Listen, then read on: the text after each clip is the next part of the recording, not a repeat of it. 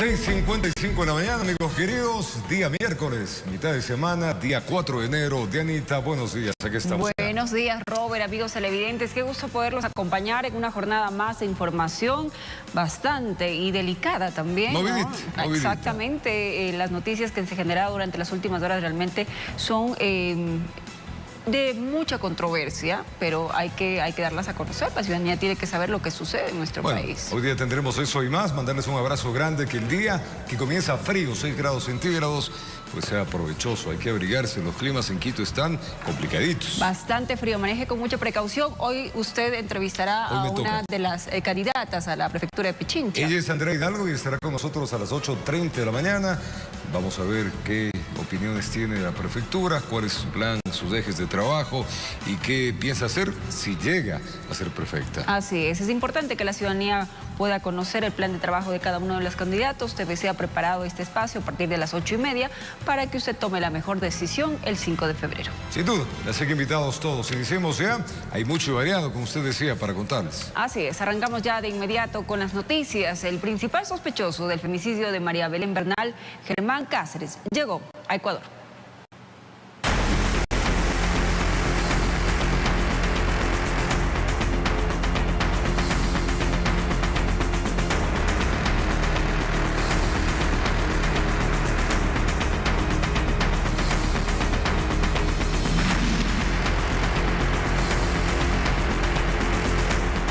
Y lo dicho, llegó a nuestro país, que es el principal sospechoso de la muerte de María Belén Bernal Cáceres, expulsado de Colombia con seguridad del Interpol. Así llegó este ex policía. Así es, él permaneció en Colombia tras evadir a la justicia. El procesado fue trasladado a una cárcel de Guayaquil. Eran las 16:46 cuando en medio de la pista del aeropuerto de Tababela se detuvo el avión de migración colombiana, desde donde se bajó Germán Cáceres con uniformados de ese país para ser entregado a la justicia ecuatoriana. Estaba con el cabello visiblemente crecido, con barba. Llevaba un pantalón negro, zapatillas, una chompa azul. Estaba esposado. Le leyeron en cuestión de minutos sus derechos. A su arribo se le practicó una valoración médica y una vez verificado su estado de salud, fue puesto a órdenes de la autoridad competente, quien dispuso sea trasladado a Guayaquil, donde guardará prisión. Es indispensable indicar que el Estado ecuatoriano debe garantizar la integridad física y la vida de Germán Cáceres. Minutos antes de la llegada del supuesto femicida, se hizo presente la madre de María Belén Bernal, Elizabeth Otavalo. ¿Usted quiere ver a Germán Cáceres? No solamente quiero ver, quiero saber, quiero entender por qué el asesinato de mi hija. Previo a su llegada a territorio nacional, Cáceres estuvo en poder de migración colombiana. Se expulsa del territorio colombiano al extranjero Germán Fernando Cáceres del Salto. Finalmente fue embarcado en la aeronave que lo traería de regreso. El exoficial, quien estaba en la lista de los más buscados, es pieza clave para esclarecer la desaparición y muerte de su esposa el pasado 11 de septiembre de 2022 en la Escuela Superior de Policía. Informó Marilyn Jaramillo. Y con un fuerte contingente policial fue trasladado el exteniente de policía Germán Cáceres desde la base aérea de Guayaquil a la cárcel La Roca, donde está tras las rejas. El acusado del femicidio de María Belén Bernal está en una prisión junto a líderes de agrupaciones delictivas. De repente en la base aérea Simón Bolívar en Guayaquil se incrementaba el movimiento de ingreso y salida de elementos policiales. De esa manera se coordinaba el traslado del ex policía Germán Cáceres a la ciudad. Fue a las 21 horas este martes cuando arribó el avión de la FAE desde Quito.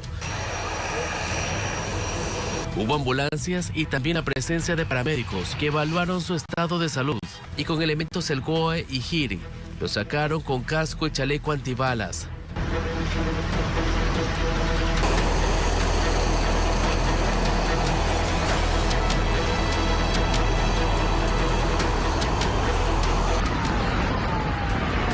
Y en una caravana, con fuerte resguardo policial durante todo el recorrido. Fue llevado hasta el Centro de Rehabilitación Masculino número 13 Guayaquil, la cárcel La Roca. Este es el momento en el que se realiza el ingreso de los carros policiales al reclusorio.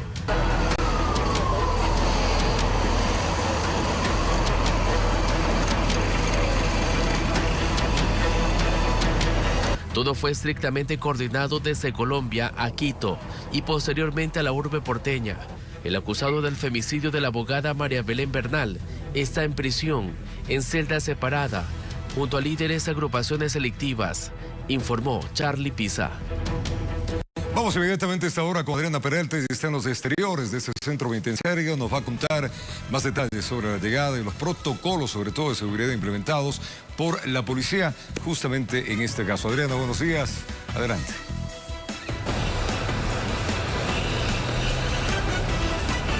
Hola, ¿qué tal, compañeros? En la capital de la República, nuestra querida audiencia, muy buenos días. Yo me encuentro en los exteriores de la cárcel La Roca de máxima seguridad aquí en la ciudad de Guayaquil, donde la noche de ayer fue trasladado el principal sospechoso del feminicidio de la abogada María Belén Bernal. Hablamos del ex policía Germán Cáceres, y todo el movimiento se dio a partir de las 21 horas, cuando él llegó a la base aérea Simón Bolívar de aquí de la urbe porteña. Así como les mencionaba, cerca de las 21 horas con 10 minutos, y de inmediato fue trasladado hasta este centro carcelario, custodiado por al menos 8 vehículos blindados. Y recordemos que va a permanecer en este sitio detenido de manera preventiva, porque todavía no existe una sentencia en su contra en firme. Sin embargo, esta investigación no puede pasar de los 120 días, que es el periodo de instrucción fiscal, según han detallado las autoridades pertinentes, y de esta manera la Fiscalía puede recopilar todas las pruebas en contra de Cáceres y también de los otros dos procesados, en este caso, que es la cadete Jocelyn S. y el subteniente Alfonso C. También compartir con ustedes que luego de aquello, el juez del caso deberá convocar a la audiencia preparatoria y evaluatoria de juicio. Pero además, lo que ha trascendido en las últimas horas es que Cáceres no solo enfrentaría este ilícito, sino que se abrió otra investigación por el presunto delito de fraude procesal, y en esa causa pues todavía no se han formulado cargos, es decir, que el caso se maneja de forma reservada. Sin embargo, por el delito de feminicidio, según lo estipula el Código Orgánico Integral Penal, se establece una pena de 22 a 26 años, pero con agravantes se puede llegar a 34 años, 8 meses de prisión, como ya ha pasado y se ha registrado en nuestro país por un caso de femicidio. Y mientras más delitos aparezcan en la investigación del ex policía Germán Cáceres, se pueden seguir sumando años a la pena, presuntamente hasta llegar a los 40, según han dicho algunos entendidos en la materia. Esto de determinarse culpabilidad, pues en otros ilícitos que pueden aparecer, como no puede ser en la investigación, como les mencionaba, de fraude procesal, de secuestro, etcétera. Y lo que espera la familia también de la abogada María Belén Bernal es que la investigación se determine si existen otros altos mandos de la Policía Nacional involucrados en el caso. Por ahora, lo que les puedo informar aquí del ambiente en la cárcel La Roca, que es de la máxima seguridad de Guayaquil, es que se mantiene en calma. No hay reportes de incidentes ni de mayores novedades, es lo que hemos evidenciado y también se ha confirmado hasta ahora. Esta es la información para ustedes. Volveremos a enlazarnos cuando así la noticia lo amerite. Adelante en Estudios Centrales. Muy buenos días. Gracias, Adriana Peralta desde Guayaquil. Así las cosas desde este importante centro de reclusión. Vamos con otros temas, amigos televidentes. Nuevamente el Consejo de Participación Ciudadana y Control Social está en el ojo del huracán por la no designación del vocal de la Corte Nacional de Justicia ante el Consejo de la Judicatura y quien asumiría la presidencia. Al contrario, se prepara para solicitar una nueva terna, que ya es la quinta. Como dice el dicho popular, no hay quinto malo, y a ese número nos estamos acercando, una vez que el Consejo de Participación Ciudadana y Control Social de la cuarta terna no escogió el vocal de la Corte Nacional de Justicia y quién sería el nuevo presidente del Consejo de la Judicatura. Hernán Ulloa, queriendo justificar la decisión tomada. Aquí no se ha descalificado a ninguno de los postulantes, aquí no se ha devuelto o ha rechazado una terna, aquí simplemente ha operado, en virtud de no tener una resolución o un consenso, ha operado el artículo 21, párrafo 3, donde se indica que En caso de que ocurra esta circunstancia, el Pleno debe requerir una nueva terna a la Corte Nacional de Justicia.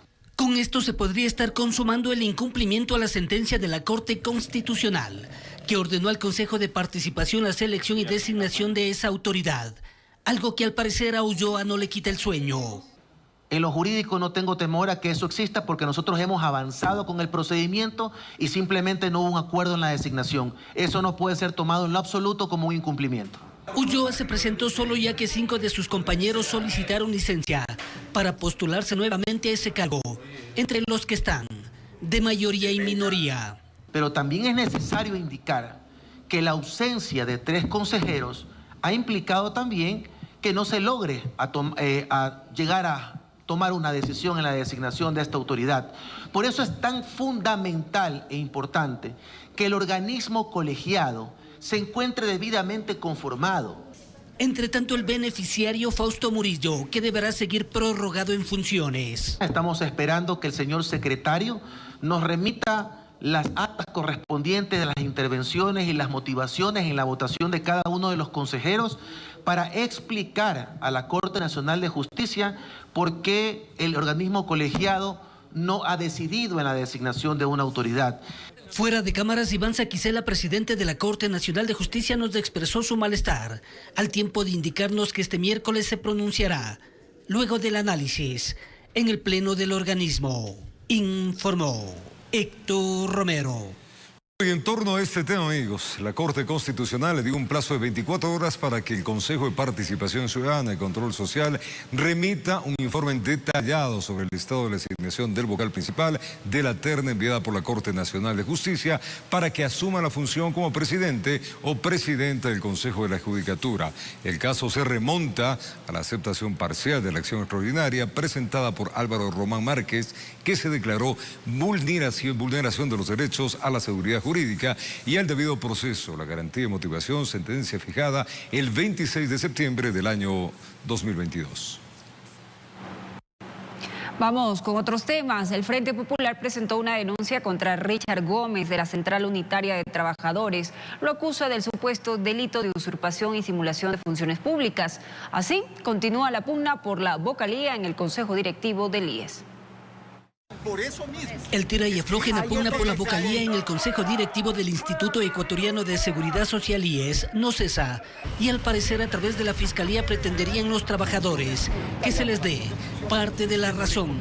Presentar una denuncia penal en contra del señor Richard Gómez por usurpación y simulación de funciones públicas. El Frente Popular quiere estar un paso más adelante de la Central Unitaria de Trabajadores CUT, con su representante Richard Gómez a la cabeza, quien a pesar de todavía no ser posesionado, y habría cometido el delito. El señor Richard Gómez públicamente ha dicho que es representante de los trabajadores, de los empleados al Consejo Directivo del IES.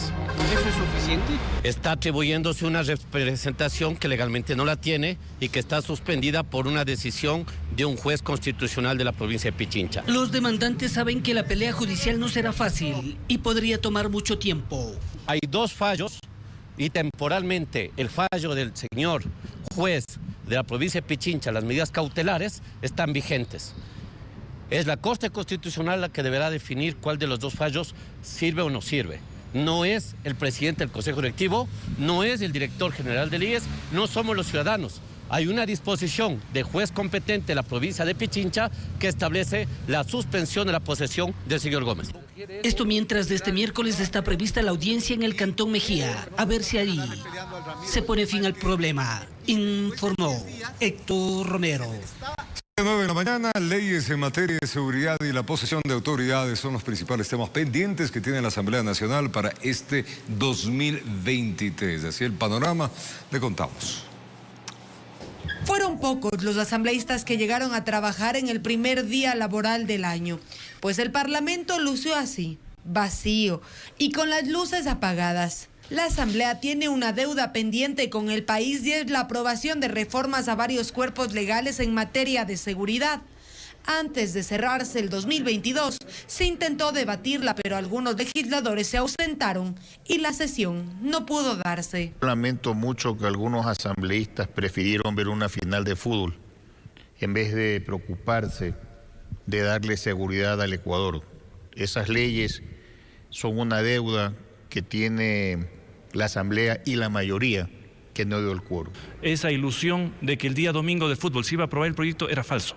El proyecto tiene que recibir observaciones y esperamos que eso lo acoge el ponente para que llegue en un nuevo momento a la votación. Finalmente este tema se tratará el jueves, pero no es el único punto pendiente. También está la posesión del superintendente de bancos Roberto Romero, algo a lo que la nueva mayoría conformada por el correísmo, el Partido Social Cristiano y parte de Pachacutic se niegan a dar cumplimiento. No van a obligar a la Asamblea Nacional a posesionar autoridades que no han sido electas de una manera legal. Hay 4 ex consejeros que se están atribuyendo funciones y nosotros no vamos a permitir que se vayan por encima de las decisiones de la Asamblea Nacional. Esto a pesar de que durante el receso legislativo se colocará en una de las entradas de la Asamblea la placa ordenada por el juez de la Concordia que dispuso que los 4 consejeros retomen sus cargos. La placa no cuenta con detalle alguno más que la frase "ningún poder del Estado está por encima del control constitucional". Aquí nadie puede decir que las cosas que se adoptan en esta asamblea no pueden ser cuestionadas por otros órganos. Hacer eso es no conocer derecho constitucional. A pesar de iniciarse un nuevo año, al parecer, la Asamblea Nacional continúa con el mismo ritmo y las mismas pugnas. Informó Valeria Navarro. Gracias por continuar en nuestra sintonía, amigos televidentes. La campaña electoral arrancó y para este proceso democrático se destinan millones de dólares para la promoción de los candidatos. La campaña electoral ya inició, pero ¿cuánto destinará el Estado para los 9.000 candidatos entre alcaldes, prefectos, concejales y vocales de juntas parroquiales? Que asciende un valor de 13.518.044,16 centavos. Mientras que para las organizaciones que promocionarán el sí o el no en la consulta popular, el monto es de $807.000. Y sobre los candidatos al Consejo de Participación Ciudadana y Control Social, el encargado de la promoción es el CNE, por lo que se deja claro lo siguiente. No pueden mezclarse, no puede un candidato, porque mi organización política se calificó para promocionar el sí o no, entonces yo también promociono. Esto no va a ser posible. Las campañas tienen ciertos límites en su promoción. El Consejo Electoral tiene que cuidar varios temas, como es que no se induzca la violencia, el racismo, todo aquello que atente a los derechos humanos, el uso de niños en campaña, agresión a mujeres. Si bien se pueden regular los medios digitales, no las redes sociales. No se puede controlar contenidos en redes sociales. Lo que sí en esta vez vamos a controlar el valor que están gastando los candidatos o las organizaciones políticas en utilización de las redes sociales. Algo que también se dificulta controlar es el supuesto financiamiento irregular a las campañas por parte de las bandas delincuenciales, situación denunciada por el propio presidente de la República, Guillermo Lasso. Si es que nosotros tuviéramos la información, lo que tenemos que hacer es trasladar a la justicia común y obviamente al Tribunal Contencioso Electoral.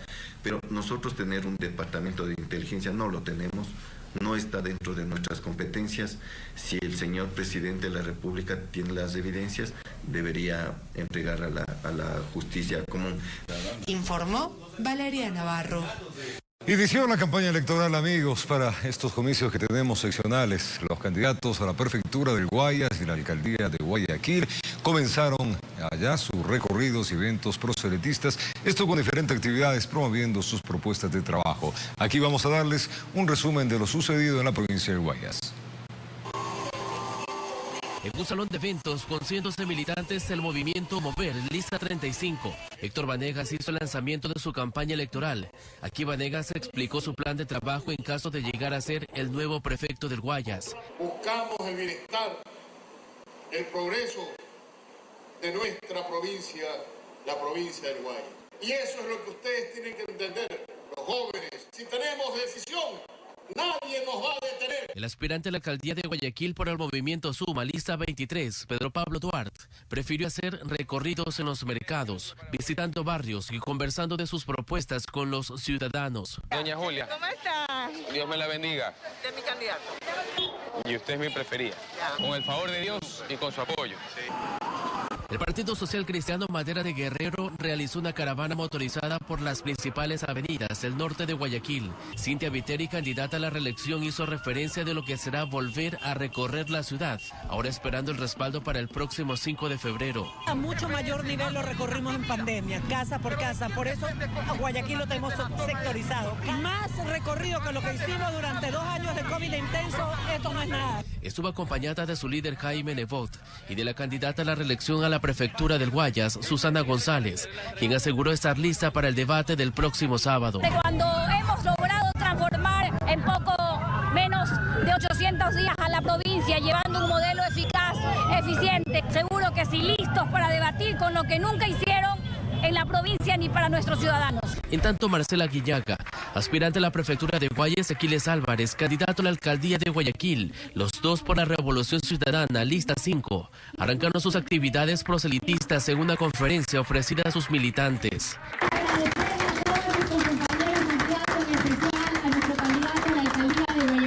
A nuestro candidato a viceprefecto y por supuesto a cada uno de nuestros candidatos a concejales.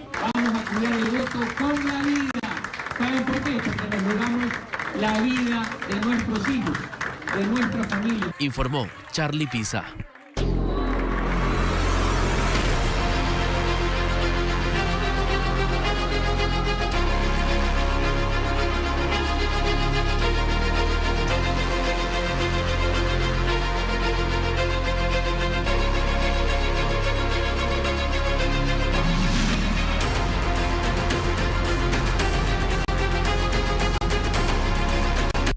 Omar Ceballos, exministro de Deportes, y Jessica Jaramillo, exfuncionaria municipal, pugnan por llegar a la alcaldía de Quito. En los planes de trabajo de los dos candidatos, como mayor preocupación, consta la inseguridad. Amante de la naturaleza, desde la ventana de su oficina, Omar Ceballos, a sus 64 años de edad, observa el reto que se ha planteado de llegar a llevar las riendas de la alcaldía de Quito, de la mano de Centro Democrático Lista 1. Tuve la suerte de ser andinista cuando yo hace más de, por los años 80, subí a Cotopaxi. Los glaciares de Cotopaxi estaban mucho más abajo, la nieve llegaba mucho más abajo. Ahora los glaciares están mucho más arriba. A mí no me cuentan, este es un ejemplo claro del calentamiento global.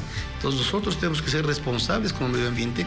Este quiteño, como carta de presentación, estuvo al frente del Ministerio del Deporte y Concentración Deportiva de Pichincha. Con su experiencia pretende fortalecer los espacios públicos. En otros países, sobre todo los orientales, que a partir de las 5 o 6 de la tarde salen los jubilados, sale toda la gente a hacer ejercicio, calistenia, ocupan el espacio público. Esta ocupación, esta apropiación del espacio público, sin duda alguna será una medida disuasiva para el tema delincuencial. Siendo el tema fuerte, la inseguridad. En los barrios teníamos las galladas, teníamos las comisiones de las brigadas que defendían sobre todo la seguridad del territorio del barrio. Esto hay que volver a hacerlo. Lo que más necesitamos en Quito es la solidaridad. Sin solidaridad no hay seguridad. El vecino que cuide la casa del vecino cuando se va de viaje o cuando sale, más todo lo que puede hacer el municipio. Por ejemplo, dotar a las UPCs de toda la tecnología que necesiten.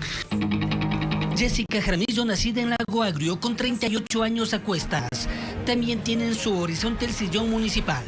Por el movimiento Todos Lista 70. Tener al Metro de Quito como un elemento fundamental de nuestra campaña, ¿no es cierto? Y sobre todo de nuestra propuesta de movilidad, en donde se haga la ruta de la innovación, y posterior a la ruta de la innovación nosotros vamos a plantear un rediseño completo de rutas y frecuencias para poder abastecer al Metro de Quito y que el Metro de Quito sea realmente sostenible económicamente en el tiempo. Demandando mayor esfuerzo de la Policía Metropolitana, pretende hacerle frente a la delincuencia. hablar de una ciudad segura, una ciudad resiliente, una ciudad en donde la Policía Metropolitana haga ese trabajo de ir y llegar hasta la aprehensión del delincuente, que es hasta donde tiene competencia. Lamentablemente hoy trabajan de 8 a 4, como si a los ciudadanos les robaran a las 4 y no a las 6, 7, 10 de la noche, ¿no es cierto? Abogada de profesión, experta en administración pública, docente universitaria, queriendo darle mayor espacio a la juventud. El Instituto Técnico Superior Metropolitano, para los chicos que no pudieron ir a la universidad y que necesitan tener una carrera corta, técnica, una carrera innovadora, a través del municipio de Quito, con los fondos de Conquito, con fondos concursables de Conquito, poder fortalecer ese primer emprendimiento, la primera empresa. Informó Héctor Romero. En una reunión con las principales autoridades de salud, el presidente de la República, Guillermo Lasso, indicó que en este 2023 se construirán 5 hospitales. Además, advirtió a los directores de las unidades hospitalarias que se realizará visitas sorpresivas para constatar la calidad del servicio a los pacientes. Enhorabuena. Veamos.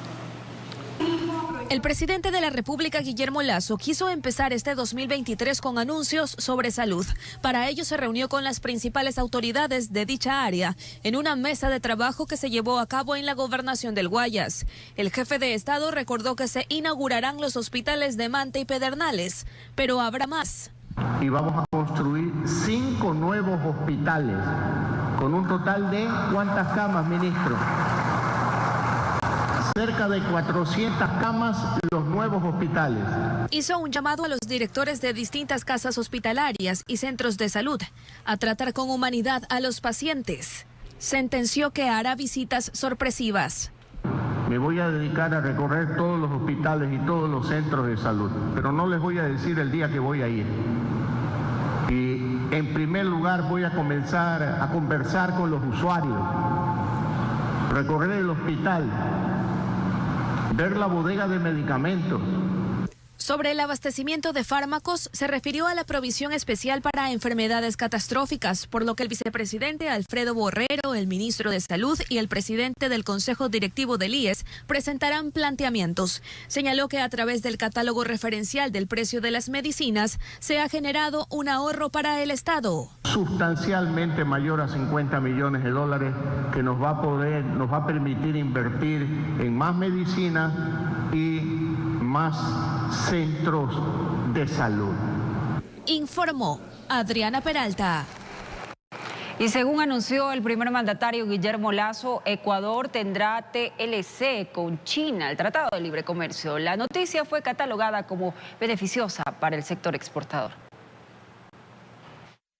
Fue mediante Twitter que el presidente de la República, Guillermo Lasso, brindó detalles en torno al TLC entre Ecuador y China. El texto confirma que las negociaciones entre el gigante asiático y el país han concluido exitosamente. En el mismo mensaje explicó que nuestras exportaciones tendrán acceso preferencial al mayor mercado del mundo. Añade que nuestras industrias podrán adquirir maquinaria e insumos a menores costos. Visión que fue corroborada por el gerente del Banco Central. La apertura de las actividades productivas en China es algo muy positivo, que tiene un impacto relevante, por ejemplo, en la industria de camarón. Pero además del camarón, los productos de la oferta tradicional tendrán la oportunidad de expandirse. Así lo ratificó el sector exportador. Banano, cacao, camarón. Hay una buena posibilidad de que podamos seguir ampliando ese espectro que ya hemos empezado a posicionar como marca país de calidad en Ecuador. Se especifica que productos de la oferta no tradicional también podrían salir beneficiados. Como por ejemplo los elaborados de frutas y verduras, los jugos, la cadena de elaborados de la confitería o del cacao, que pueden encontrar en determinadas ciudades que pueden por sí solas tener un tamaño más grande que el mercado ecuatoriano, una opción importante. En general, el Tratado de Libre Comercio con China resulta atractivo. Dicen porque se retira en promedio entre un 15 y 20% de aranceles que otros países de la región no lo tenían. Esto por ya tener firmado dicho tratado. A pesar de eso, se anuncia una posible recesión en el mundo para el año 2023, lo que podría derivar en una baja demanda de productos nacionales en mercados extranjeros. Y por lo tanto, las posibilidades y opciones de compra que tienen de nuestros productos van a ser menores. Al mismo tiempo, hay otros costos como el de los fletes marítimos que no volvieron a los niveles prepandemia, por lo tanto, ese incremento queda como un adicional que le distancia al Ecuador, que está lejos de sus principales mercados de destino. Problemas externos más problemas internos que analizan los expertos necesitan ser tratados en el corto plazo para que se pueda generar mejores condiciones económicas para el Ecuador. Informó Javier Rosero. En su primera rueda de prensa de este año, el Banco Central del Ecuador confirmó que el último trimestre del 2022, Ecuador creció su economía en un 3.2%, esto en comparación con el año 2021. La lectura del gerente de la entidad es que esto refleja una recuperación de las actividades productivas. En concreto, el crecimiento interanual de la economía habría respondido al incremento del consumo en los hogares, de los gastos del gobierno, la formación bruta de capital fijo y también las exportaciones. Y en el 2022, más de 21.000 ecuatorianos cruzaron por la selva del Darién en su travesía hacia los Estados Unidos. Expertos aseguran que esta ruta es una de las más peligrosas, pues los migrantes se exponen a enormes riesgos. En la siguiente nota les vamos a contar el recorrido de Luis, un machaleño quien cruzó la selva para cumplir con el sueño americano. Que nadie diga que no me esforcé, que no luché o que no quise salir adelante. Eso es lo que le dijo Luis a su esposa una semana antes de embarcarse en una peligrosa travesía hacia los Estados Unidos. La verdad, ahorita la situación está mal, la delincuencia está fatal, lo económico, no hay maneras de progresar ahí. Entonces él dijo, no, Isabel, aquí no hay futuro. Yo sé que Ecuador es una tierra productiva, pero ¿de qué sirve que uno trabaje si viene un delincuente y te quita de lo que tú has trabajado?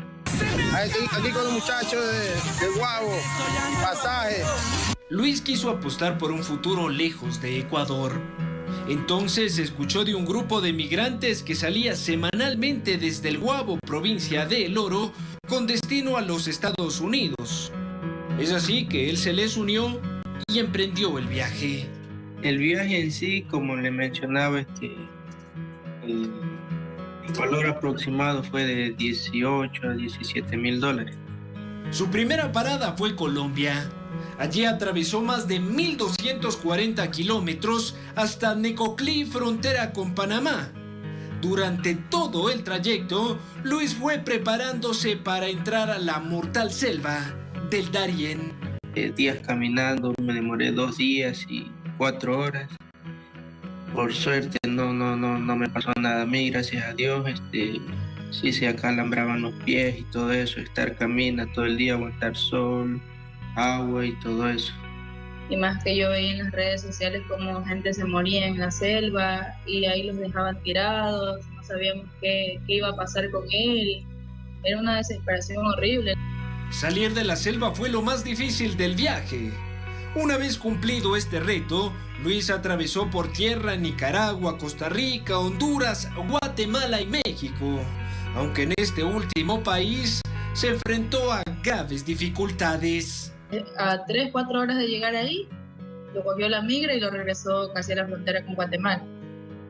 Y ahí conocimos a un coyotero abogado que se comprometió a sacarlo de ahí y subirlo a Juárez. Pero ese señor resulta que ha sido un estafador, pero nos pidió una suma muy alta de dinero y al final nos terminó estafando. Tras 2 meses de viaje, Luis finalmente llegó a su destino. Recorrió por tierra 5.000 kilómetros. Él dice que nunca pensó caminar tanto para cumplir sus sueños. Recorrí todo medio mundo. Informó Álvaro Terán. Hay que luchar contra eso, ¿no? Que se nos vayan los ecuatorianos, justamente producto de lo que dijo al inicio de esto, de la delincuencia. No hay trabajo, hay delincuencia, y miren la travesía que hizo. Una fractura de cráneo fue el resultado de la agresión que sufrió un agente metropolitano de control a la altura del puente de Pueblo Unido sobre la avenida Simón Bolívar. Esto sucedió el pasado 30 de diciembre. La policía aún no captura al responsable de la agresión. Estas imágenes registradas en redes sociales evidencian la agresión que recibió un agente metropolitano de control de 30 años cuando iba a trabajar. Bañado en sangre, todo el uniforme acabado, todito. Producto del hecho, el hombre sufrió una fractura en el cráneo que requirió una intervención quirúrgica. Pese a las lesiones, el agente podrá volver a laborar en la institución municipal luego del proceso de recuperación. Él entró a cuidados intensivos en la clínica de la Merced y el día 1 de enero fue intervenido quirúrgicamente. Le pusieron una platina en la cabeza y felizmente está reaccionando positivamente. El mismo día en el que ocurrió el hecho, viernes 30 de diciembre, el alcalde de la ciudad presentó una denuncia ante Fiscalía por presunta tentativa de asesinato. No tenemos todavía ningún resultado. Lo que conocemos es que ya hay un perfilamiento de este sujeto.